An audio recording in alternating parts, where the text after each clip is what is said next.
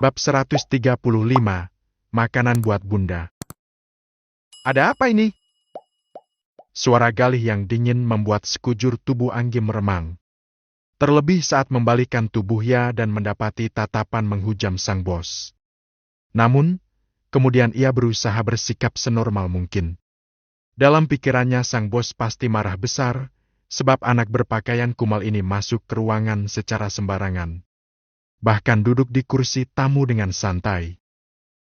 Maaf, Pak. Saya nggak tahu kalau ada anak pengemis masuk ke ruangan ini sembarangan. Wanita itu memelototkan mata ke arah View, membuat gadis kecil itu tampak semakin ketakutan. Hah? Viola! Ngapain kamu di sini? Cepat keluar! Alis tebal Galih berkerut mendengar kalimat kasar wanita itu.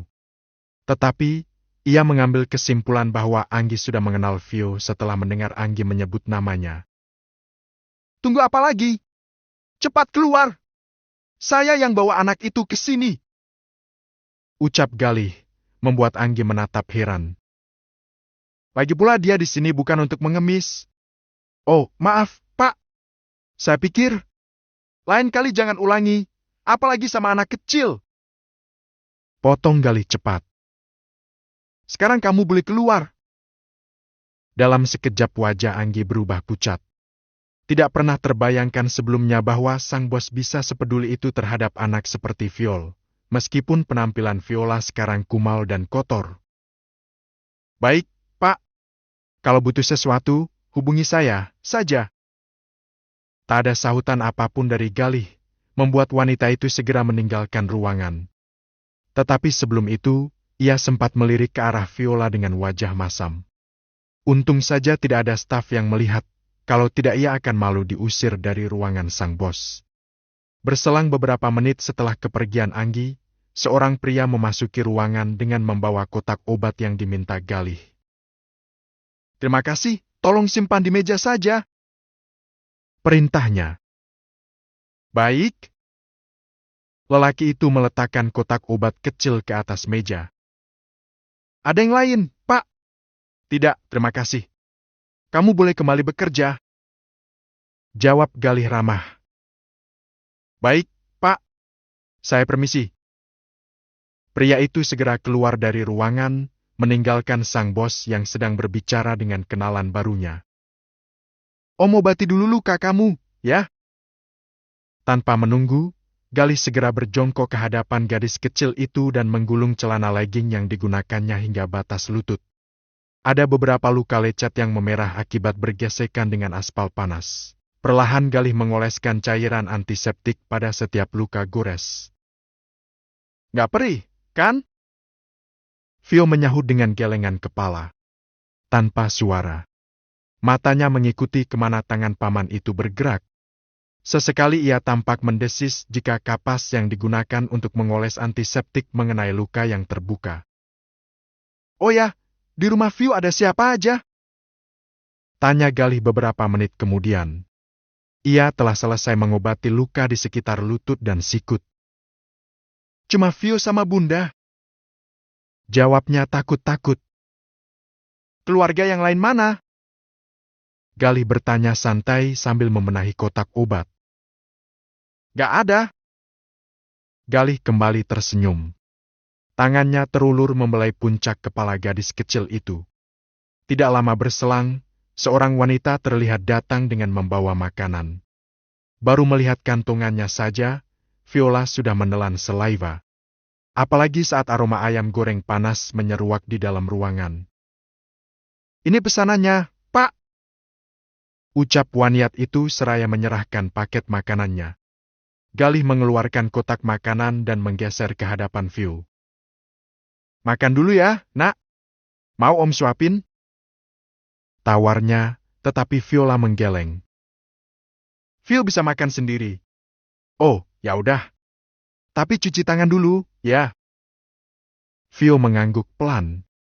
Paman baik itu menggendongnya menuju wastafel untuk mencuci tangan. Lalu, kembali mendudukkannya di kursi dan membuka kotak makanan berisi nasi putih dan ayam goreng. Melihat potongan ayam berukuran jauh lebih besar dari yang biasa dibeli bundanya membuat Vio menelan saliva. Seolah sudah tidak sabar untuk menyantap makanan kesukaannya itu. Pelan-pelan makannya, nak. Nanti tersedak, ucap Galih. Ia memandangi anak perempuan itu dengan mata berkaca-kaca. Terlebih saat melihat Vio begitu lahap dengan makanannya.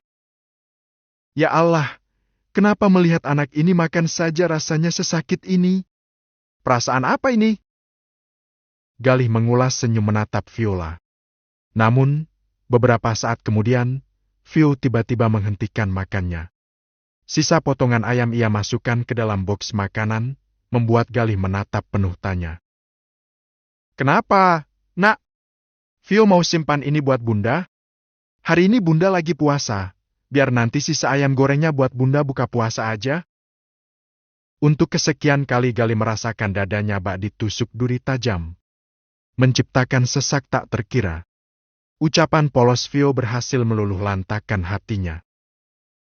Masya Allah, bagaimana anak sekecil ini bisa memikirkan bundanya sejauh ini? Didikannya benar-benar luar biasa. Ada rasa kagum di hati Galih terhadap ibu dari anak perempuan itu. Vio makan aja, nak. Nanti om beli lagi buat bundanya Vio. Bujuknya lembut, hampir saja cairan bening itu lolos dari bola mata Galih. Namun, sebisa mungkin ia tahan. Vio menatap mata lelaki itu dengan penuh ragu. Pikiran polosnya menebak bahwa harga ayam goreng crispy itu sangat mahal.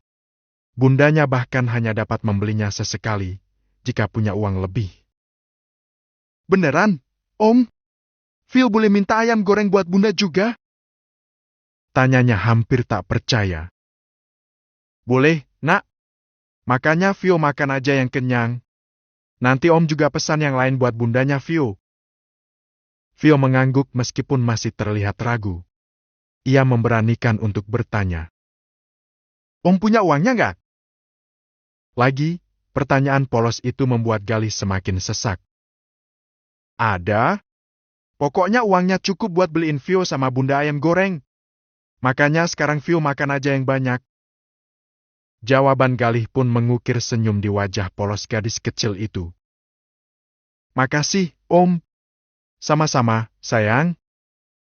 Galih membelai puncak kepala yang tertutupi oleh hijab. Entah dorongan dari mana, ia mengambil kotak makanan dan memilih menyuapi gadis kecil itu.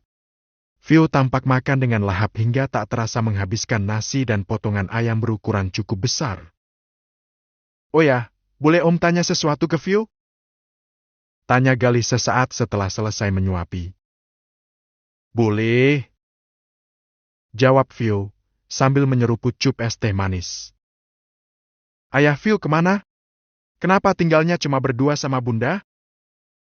Galih cukup dibuat penasaran dengan sosok ayah anak itu. Kemana dia hingga putri cantiknya hidup serba kekurangan dan harus berjualan keripik? Pertanyaan Galih pun membuat raut wajah Vio berubah. Matanya seketika berbalut cairan bening. Gak apa-apa, nak. Maafin om kalau buat kamu sedih. Ucapnya merasa bersalah. Ia mengusap ujung mata gadis kecil itu. Vio gak punya ayah. Kata bunda, ayah Vio pergi ke tempat yang jauh dan gak bisa pulang. Tapi, Vio selalu berdoa sama Allah, supaya Vio bisa ketemu sama ayah di surga nanti. Galih terhenyak. Udara sekitar seolah tak cukup baginya untuk bernapas. Bersambung sampai besok.